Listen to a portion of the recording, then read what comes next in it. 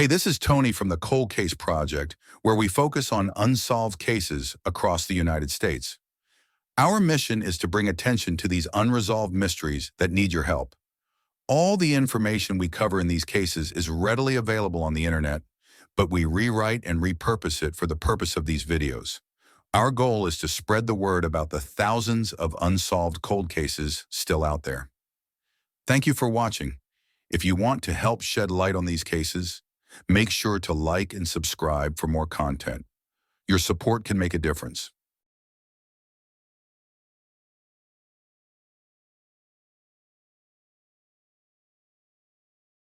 Today, we're diving into a chilling and disturbing case from 1978 in Indiana. This is the story of Timothy Willoughby and Mary Ann Higginbotham, a young couple whose lives were tragically cut short under mysterious circumstances. Their disappearance and the subsequent discovery of Mary Ann's remains have left investigators and families searching for answers for over 4 decades. This case is a haunting reminder of how poor police work and missed opportunities can leave a case unsolved for generations. Timothy Willoughby was a 25-year-old man living in Clayton, Indiana, with his 22-year-old girlfriend, Mary Ann Higginbotham. Mary Ann was a waitress, described as a beautiful and kind young woman. The couple had been together for 2 years and seemed to be living a relatively normal life. However, Timothy had a troubled past and was known to law enforcement for his involvement in criminal activities, particularly auto theft. On June 6, 1978, Timothy and Mary Ann vanished without a trace. At first, their disappearance didn't raise immediate alarm. Mary Ann's family wasn't overly concerned, assuming the couple might have simply run off together. No missing persons report was filed for Mary Ann, and life in Clayton continued as usual. However, almost a year later, on June 4, 1979, a gruesome discovery was made. A 55-gallon drum was found washed up on the banks of White Lick Creek in Mooresville, Indiana, about 12 miles from the couple's home. Inside the drum were the skeletal remains of Mary Ann Higginbotham. She had been shot execution-style in the head and was fully clothed. The drum had been welded shut, and there was no sign of Timothy Willoughby. The discovery of Mary Ann's body shifted the investigation into high gear. Initially, police suspected Timothy of killing Mary and fleeing.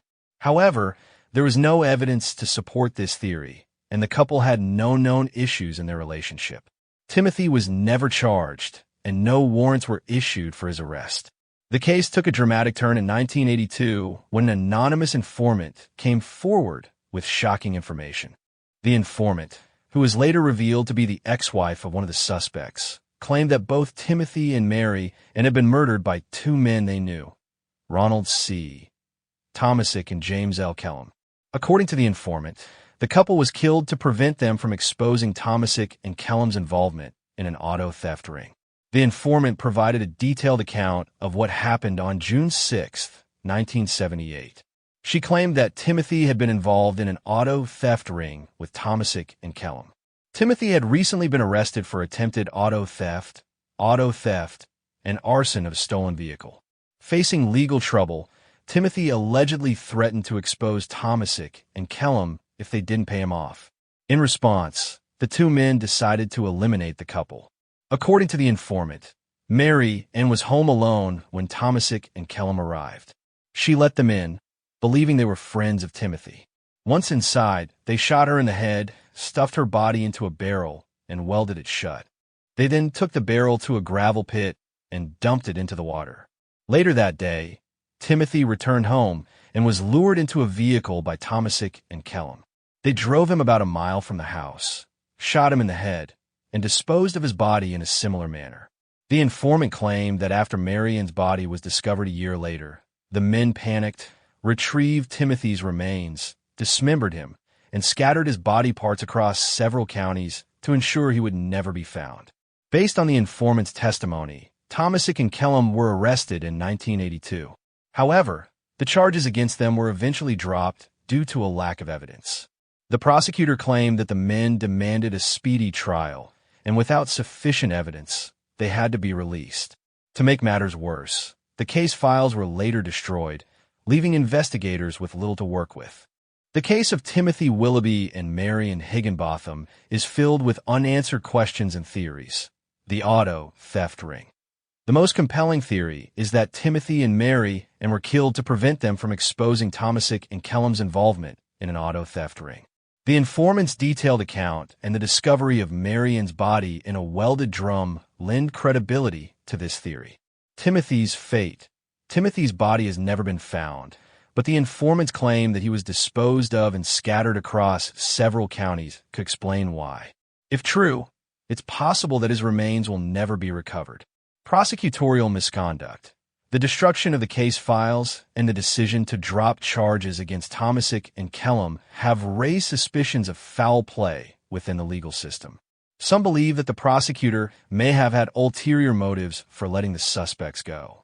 The informant's credibility. While the informant provided detailed information, some have questioned her motives and the timing of her testimony. However, her account included details that were not publicly known, such as the holes drilled in the barrel to help it sink, which lend credibility to her story. Marion Higginbotham's family has been left without closure for over 4 decades. Timothy Willoughby's fate remains a mystery, and the suspects, Thomasick and Kellum, have never faced justice. The case serves as a stark reminder of how investigative failures and legal missteps can leave families in limbo. In 2016, investigators attempted to use DNA evidence to advance the case, but as of now, no new information has been released. The case remains open, and authorities continue to hope that one day, Timothy's remains will be found and justice will be served. The disappearance of Timothy Willoughby and Marion Higginbotham is a tragic and haunting case that highlights the importance of thorough police work and the devastating consequences of investigative failures. Marianne's family deserves answers, and Timothy's fate remains a mystery that continues to haunt. If you have any information about this case, please contact the Indiana State Police or your local authorities.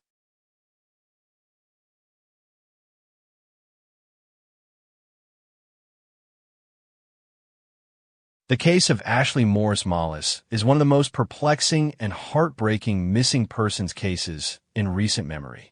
Ashley, a 27-year-old mother of 3, vanished on September 19, 2013, under mysterious circumstances. Despite years of searching, countless leads, and a dedicated family determined to find answers, her disappearance remains unsolved.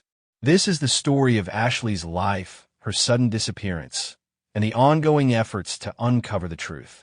Ashley Morris Molles was a young mother living in Royerton, Indiana. She was known for her love of refinishing antiques and woodworking, often taking on projects like restoring piggy banks to sell for profit. At the time of her disappearance, Ashley was separated from her husband and raising her 3 children, including a newborn baby girl. She was described as a devoted mother who adored her kids and would never willingly leave them behind. Ashley's life took a complicated turn when she began a relationship with Daniel York Sr., a married mechanic she met in 2012. York had lent her a car and provided her with a rental house to live in. However, this relationship would later become a focal point in the investigation into her disappearance. Ashley was last seen by her family on September 19, 2013, when she visited her parents for dinner. She brought her 2-week-old daughter and showed her parents some piggy banks she planned to refinish and sell. Her father noted that Ashley seemed slightly worried, but nothing out of the ordinary. 3 days later, on September 22nd, Ashley attended a family reunion, which would be the last time her family saw her. In the days following the reunion, Ashley's father and brother grew concerned when they couldn't reach her by phone. They visited her home and found it locked and deserted. They left a note on the door, asking her to contact them. When they returned a few days later, the note was gone, but Ashley had not reached out. They left a second note and contacted Daniel York, who claimed Ashley had decided to move to Virginia with $15,000 he had given her. According to York, Ashley had left her 2 sons with her husband and her newborn daughter with him and his wife. Ashley's parents immediately reported her missing, but by then, 2 weeks had passed since anyone had seen her. The delay in reporting her disappearance complicated the investigation, as critical evidence may have been lost. The investigation into Ashley's disappearance has been fraught with challenges, including conflicting accounts, suspicious behavior, and a lack of physical evidence. Key aspects of the case include Ashley's boyfriend at the time of her disappearance, Daniel York, became a person of interest early in the investigation. York claimed Ashley had left for Virginia voluntarily, but her family found this story implausible. York had a history of suspicious behavior, including his involvement in the death of Heather Music, a 22-year-old woman found in a burned-out hotel room in 2010. York had rented the room for Music but refused to cooperate with investigators after his initial interview. He was never charged in her case, and her murder remains unsolved. Ashley's newborn daughter was believed to be York's child, as his name appeared on the birth certificate. After Ashley's disappearance, York and his wife, Sheila, took custody of the baby and moved to Florida in 2015. York died suddenly in September 2015, and Sheila allegedly adopted the child in 2016. Ashley's parents fought for visitation rights, but were denied due to jurisdictional issues. In January 2023, Sheila York was arrested in North Carolina for kidnapping Ashley's daughter and obstruction of justice. Authorities allege that Sheila had hired an attorney to represent Daniel in the paternity case, misleading the court into thinking he was still alive. She also reportedly lied in the adoption paperwork and deliberately kept the child away from Ashley's parents. While Sheila's actions raise suspicions, it remains unclear whether she is considered a suspect in Ashley's disappearance. Over the years, Ashley's family has pursued numerous leads, including tips from amateur investigators and psychics. In 2018, a tip led to a search of Prairie Creek Reservoir, where a black plastic barrel was found. However, the barrel contained only mud and sticks, and no evidence related to Ashley's case. The family has also faced exploitation, including a fake private investigator who allegedly created a fundraising site in Ashley's name and stole money intended for the search effort. Ashley's disappearance has generated several theories, including many believe Ashley was the victim of foul play, possibly by someone she knew. Her relationship with Daniel York, his suspicious history, and Sheila York's actions have fueled speculation about their involvement. Some have suggested Ashley may have chosen to leave her life behind, but her family strongly disputes this theory, citing her close relationship with her children and lack of motive. There is speculation that Ashley may have been involved in an accident or overdose, but no evidence supports this theory. Ashley's family has endured unimaginable pain and frustration over the years. Her father, Don Morris, has been a vocal advocate for his daughter, standing on street corners with signs, organizing searches, and raising awareness about her case. The family's efforts have been hampered by false leads, exploitation, and a lack of progress in the investigation. The loss of Ashley's youngest daughter to Sheila York has added to the family's heartbreak. Despite their efforts to gain visitation rights, they have been unable to maintain a relationship with their granddaughter, who remains in Sheila's custody. Ashley's case remains unsolved, but her story has not been forgotten. Her disappearance has been featured in numerous true crime documentaries, podcasts, and articles, keeping her case in the public eye. The disappearance of Ashley Morris Molles is a tragic and enduring mystery. If you have any information about Ashley's disappearance, please contact the Delaware County Sheriff's Office or your local authorities.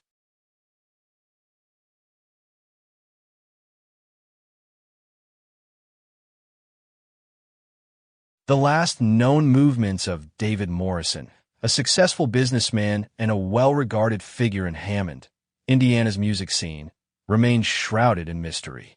On December 1st, 1979, Morrison, the owner of Stereo Components, Inc., vanished under circumstances that suggested violence and foul play. Despite numerous leads and an investigation spanning decades, no arrests have been made, and Morrison's body has never been found. David Morrison was the son of a wealthy local businessman and had carved out a name for himself in the audio and music equipment industry. His store, Stereo Components, Inc., located in the 700 block of Seaburger Lane in Munster, Indiana, was well known for selling high-end stereo systems to discerning audiophiles. Though Morrison was successful in his trade, legal troubles loomed over him. At the time of his disappearance, he had outstanding arrest warrants due to multiple lawsuits from bill collectors. Whether these financial troubles played a role in his disappearance remains uncertain. In the early morning hours of December 1st, police responded to a report of a suspicious white car parked outside Morrison's store. Inside the vehicle sat 4 men, their presence raising questions about their intentions that night. However, by the time authorities arrived, the car had vanished into the darkness, leaving behind no immediate clues as to whether its occupants were connected to Morrison's fate. The scene at the store painted a chilling picture. The front door was unlocked, and the cash register was open, though there was no clear sign of a robbery. On the door frame, officers found a bloodstain, and a set of keys on Morrison's desk was also smeared with blood. Strangely, the store's burglar alarm had been deactivated, implying that whoever was responsible for Morrison's disappearance had either been familiar with the system or had forced him to disable it. Concerned for his safety, a friend visited Morrison's apartment in the 7100 block of Meadow Lane in Hammond. Inside, the residence was in complete disarray, bearing the signs of a violent struggle. Bloodstains were found on both the ground floor and the basement, further deepening the mystery. Most disturbingly, a snow shovel was discovered, its surface caked with blood and strands of hair. Despite the signs of violence, certain valuables, such as expensive stereo equipment and photography gear, remained untouched, indicating that robbery was unlikely the primary motive. Yet, Morrison himself and his car, a distinctive white 1974 Pontiac Grand AM with the vanity license plate stereo, were both missing. As dawn broke on December 1st, an anonymous caller alerted authorities to the presence of a floating body in Lake Michigan. The location was a secluded stretch of beach on the city's north side, making the discovery all the more perplexing. When officers arrived, they saw the body of a white male, clothed only in a shirt and socks, drifting in shallow water.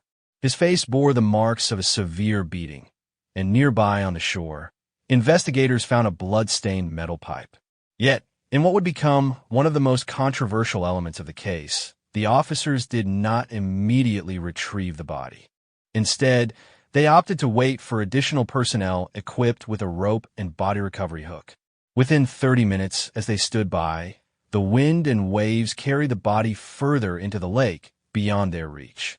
By the time reinforcements arrived, it had disappeared completely, swallowed by the freezing waters of Lake Michigan. An internal police investigation followed. While one officer was cleared of any misconduct, 2 others were found guilty of dereliction of duty.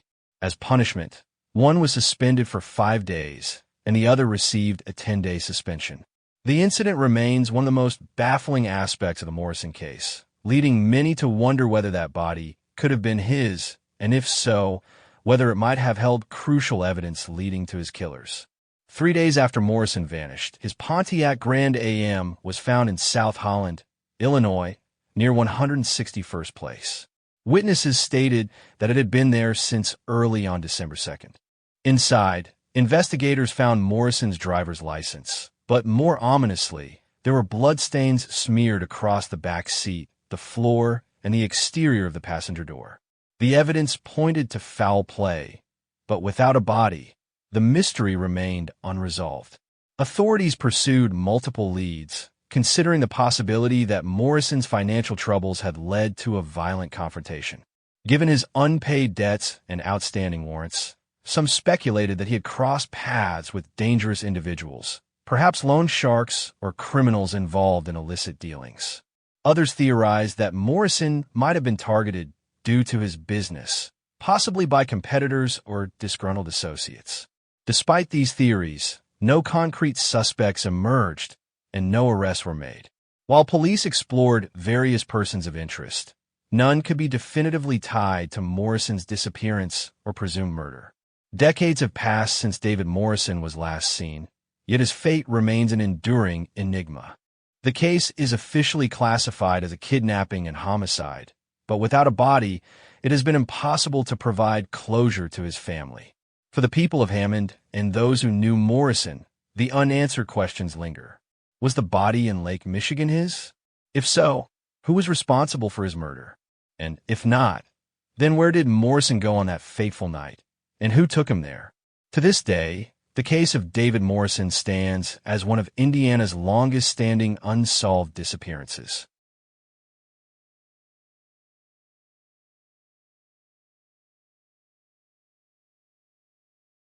In the heart of Indiana lies the small town of Nashville, a quiet and picturesque community that has long been described as something out of a Norman Rockwell painting.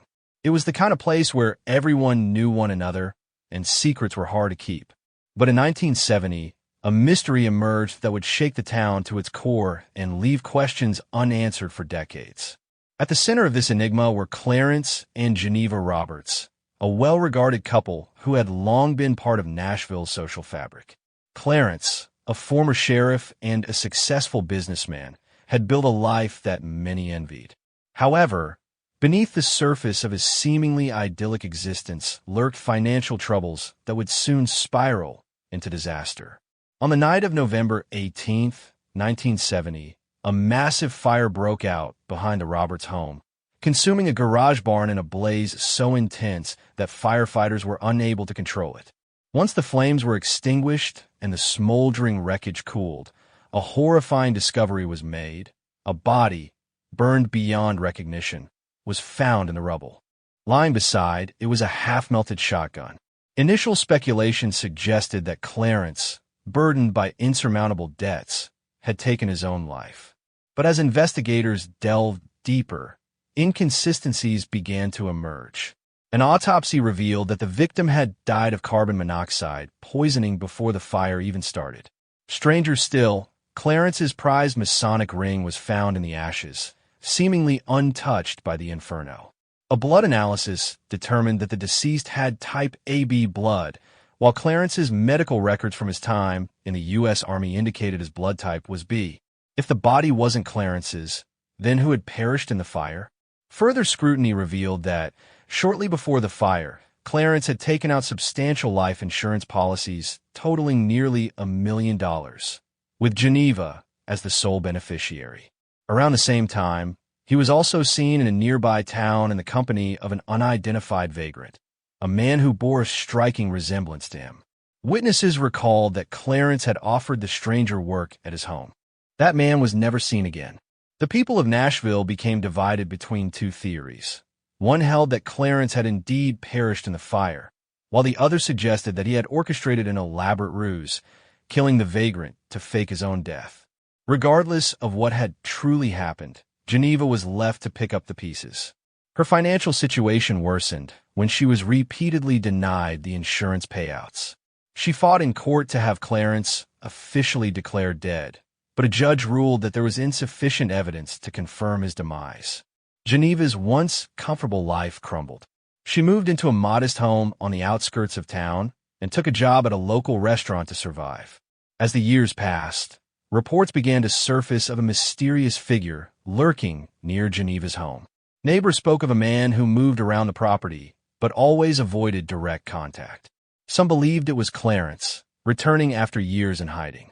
Law enforcement even staked out the property, hoping to catch sight of the elusive figure, but he remained unseen during their surveillance.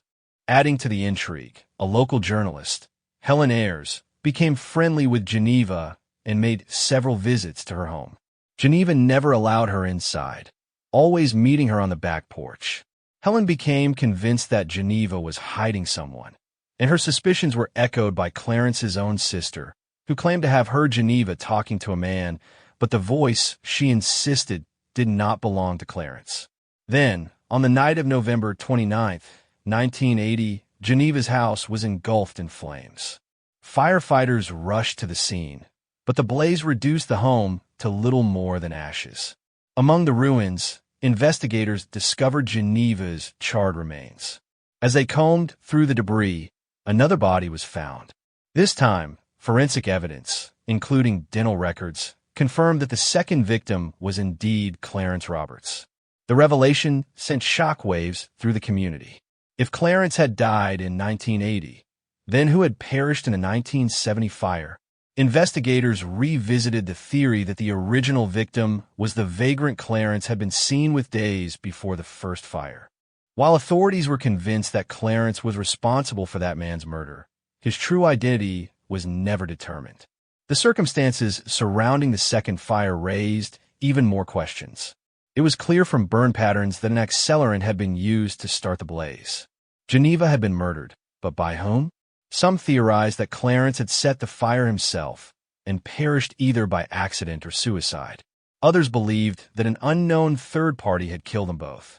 A grand jury later ruled that Geneva had been murdered, but that Clarence's death was either accidental or self-inflicted.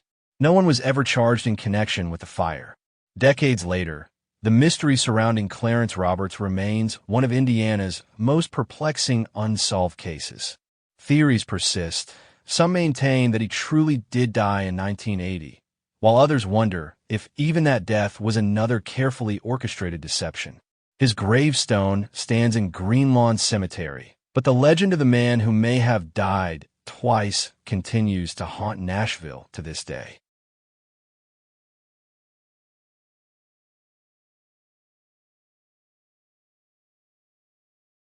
If you're not already familiar with the disappearance and presumed death of Denise Flum, this case is going to shock you. It's one that I recently learned about, and ever since I discovered it, I knew I had to cover it. In my opinion, this is one of those cases that could have been solved years ago, but due to poor police work, it remains unsolved to this day. Denise's story is heartbreaking, frustrating, and filled with twists that will leave you questioning how justice could have been so elusive. Denise Flum was born on January 14, 1968, in Connersville, Indiana, to her parents Judy and David. She was their miracle child after they had experienced 3 failed pregnancies before her birth. Denise grew up in a loving household and later became a big sister to Jenny, whom she adored. Connersville, a small, modest town, was a quiet place to grow up, and Denise seemed to thrive there.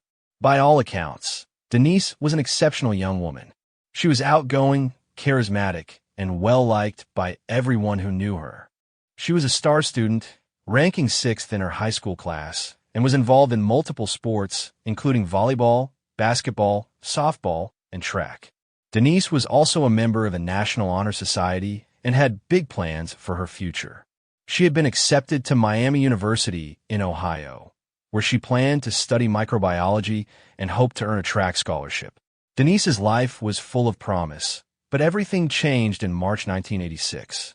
On Thursday, March 27, 1986, Denise attended a bonfire party with her friend Kim. It was spring break, and while many of her friends were out of town, Denise stayed behind because she had track practice and other responsibilities. Bonfire parties were popular in Connersville, and this one was no exception. Around 100 people attended, and by all accounts, Denise seemed to be having a good time. However, one detail from that night would become crucial. Denise lost her purse at the party.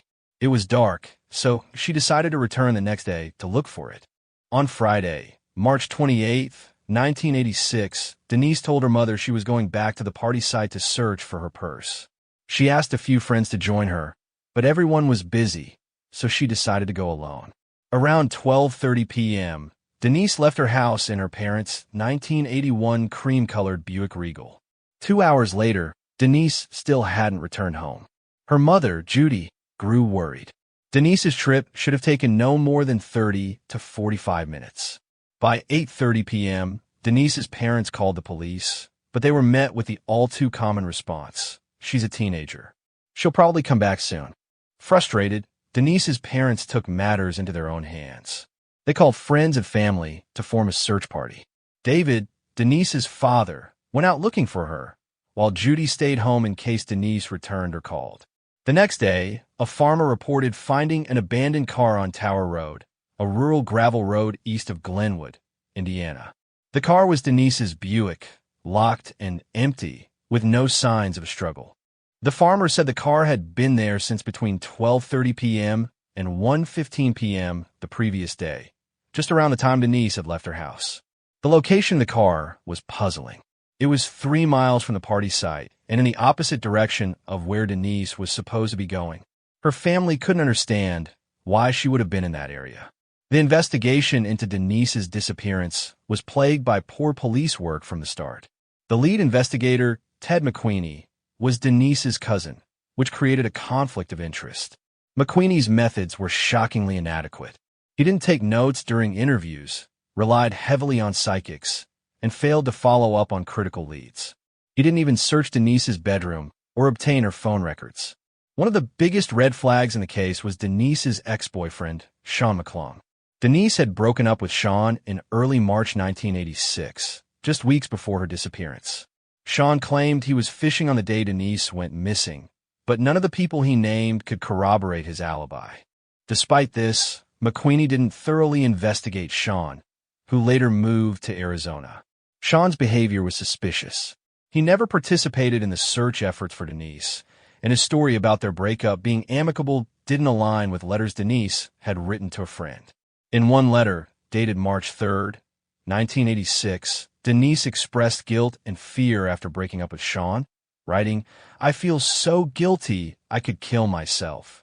Over the years, several other suspects emerged. Benny Johnson, a local man who was a few years older than Denise. Benny had a history of making drunken confessions about killing Denise and hiding her body. His family owned the property where the bonfire party was held, and his girlfriend at the time reported seeing an excessive amount of blood in a cabin on the property shortly after Denise disappeared. Despite these red flags, Benny was never thoroughly investigated. Randy Cates, Benny's cousin, who also made drunken confessions about killing Denise. Randy claimed that he and Benny had killed Denise and fed her body to hogs. Like Benny, Randy was never seriously looked into. Larry Hall, a suspected serial killer who is currently serving a life sentence for kidnapping. Larry claimed to have killed Denise, but he is known for making false confessions, and there is no evidence linking him to her disappearance. In July 2020, Sean McClung, who was terminally ill, confessed to killing Denise during a 3-hour interview with investigators. He claimed that he and Denise had argued on the day she disappeared, and he had strangled her. In exchange for his confession, Sean was promised immunity and the dismissal of unrelated charges, but only if he led authorities to Denise's body. Sean took investigators to a location on the Johnson family farm, but he couldn't find Denise's remains. As a result, the immunity deal was voided, and Sean was charged with voluntary manslaughter. However, just 2 months later, Sean died in the hospital. 5 days before his death, he recanted his confession, claiming he had only admitted to killing Denise because he thought it would keep him out of jail. Denise's family has never given up hope of finding her remains. In 2018, an anonymous tip led investigators to search a pond at the Mary Graybird Sanctuary, where cadaver dogs detected the scent of human remains. However, heavy rain prevented a thorough search, and Denise's body was never found. Denise's parents, Judy and David, continue to advocate for their daughter.